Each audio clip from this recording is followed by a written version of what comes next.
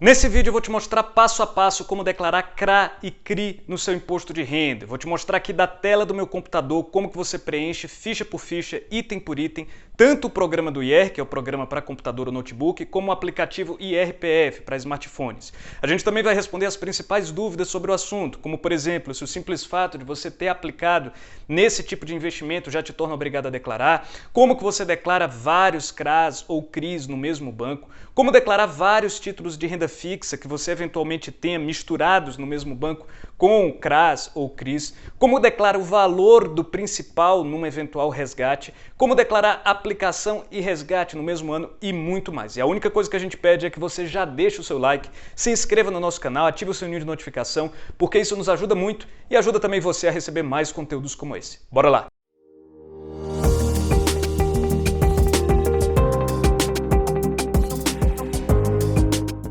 Bom pessoal, para quem não me conhece, meu nome é Vitor Gadelha, eu sou advogado tributarista e fundador do IRBot, uma plataforma online que descomplica a sua declaração de imposto de renda. Se você não quiser entender esse monte de regra complicada de que eu vou falar agora, dá uma olhada no nosso site, vai lá, responde a perguntas bem simples sobre a sua vida financeira, que no final a própria plataforma gera e envia a sua declaração sem você sequer precisar baixar o programa.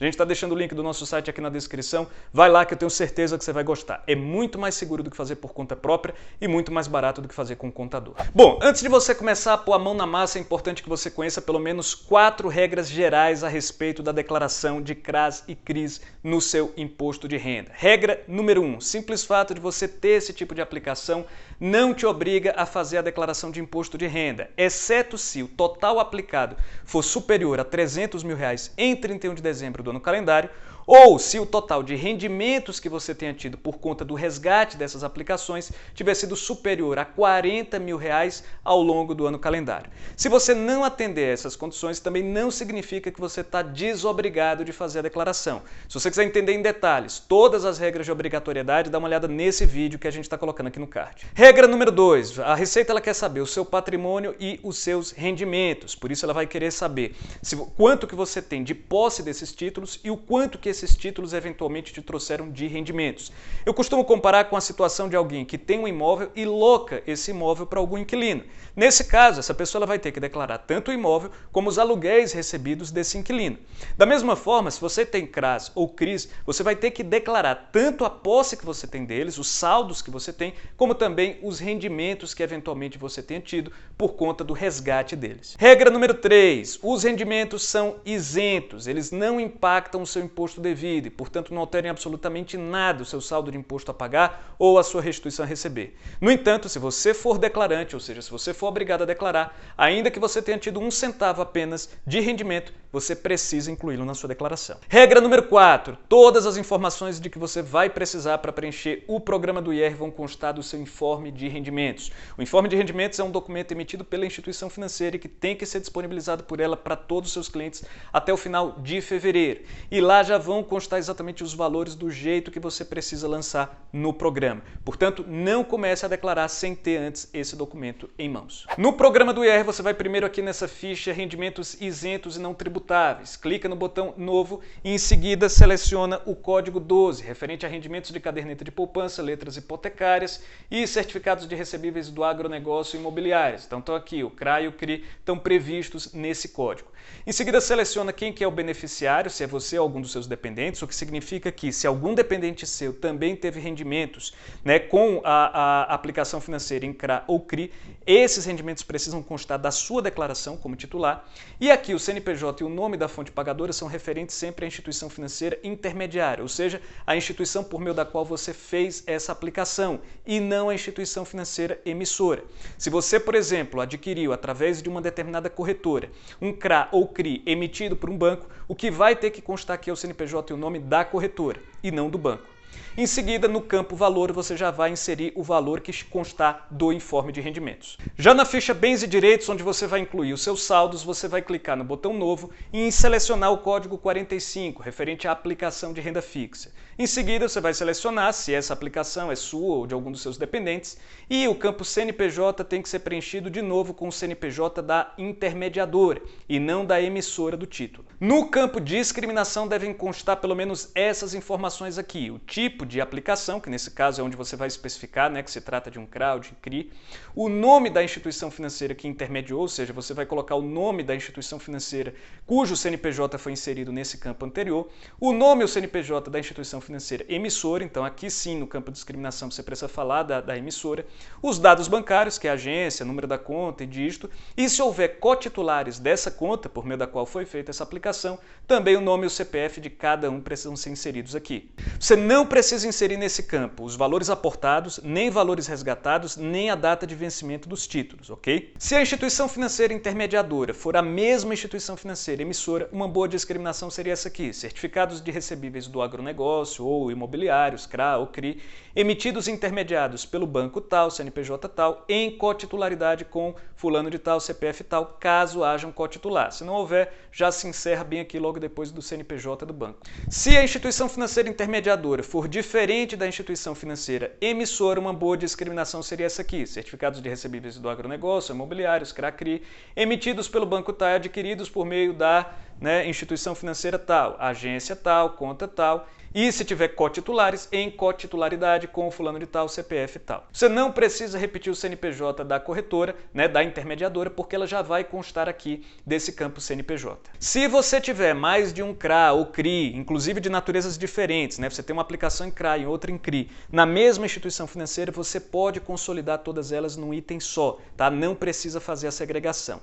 Já se você tiver aplicações em CRA, CRI e também na mesma instituição financeira, tiver outras aplicações em renda fixa, como CDBs, Tesouro Direto, LCI, LCA, aí você deve se basear no seu informe de rendimentos.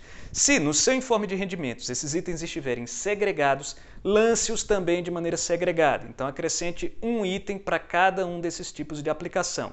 Essa é a forma ideal de se fazer.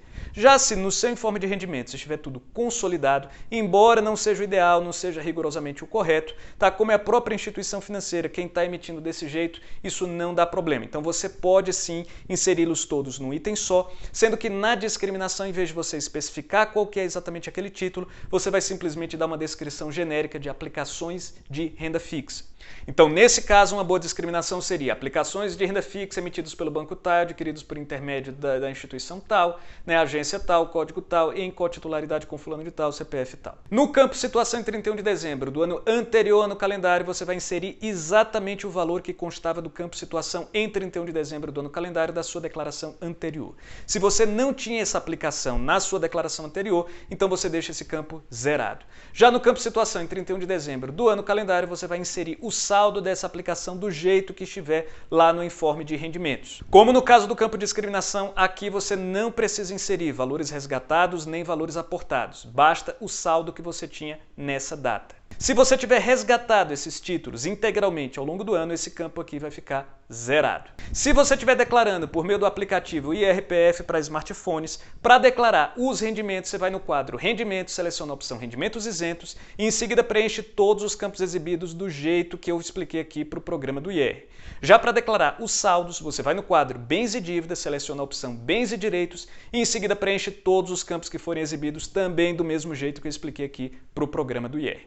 Agora vamos ver algumas das principais perguntas sobre o tema. Como declarar o valor do resgate? O valor que você insere lá na ficha Rendimentos Isentos se refere apenas aos juros que você recebeu decorrentes desse título. Mas o valor do principal do resgate ele não deve ser lançado em lugar nenhum. Como declarar CRAs e CRIs aplicados e resgatados no mesmo ano? Nesse caso, os rendimentos você vai informar do mesmo jeito lá na ficha referente a rendimentos isentos e lá na ficha referente a bens e direitos você vai deixar os dois campos situação em 31 de dezembro zerados. Não tem problema fazer isso. Na hora de você fazer a transmissão, o programa pode até mesmo te indicar, dizer que esse campo está zerado. Mas não se preocupe que isso não é um problema impeditivo, tá? E pelo contrário, é o correto a se fazer. Então você vai conseguir fazer a sua transmissão, ainda que esses dois campos estejam zerados. O que fazer se o informe estiver errado? Se de fato constar alguma informação errada do seu informe de rendimentos, a minha sugestão é que primeiro você tente resolver junto à instituição financeira, porque ainda que você estiver correto, o simples fato de haver divergência entre a sua declaração e o informe de rendimentos da instituição financeira, vai provavelmente te colocar na malha fina. E aí você vai ter uma dor de cabeça até explicar para a Receita Federal que o problema não foi na sua declaração e sim no informe de rendimentos da instituição financeira. Mas se não adiantar, você não conseguir resolver com ela, então o jeito é você mesmo botar, né, as continhas no lápis e fazer a declaração de maneira correta. Um informe de rendimentos errado não te exime de declarar de maneira correta.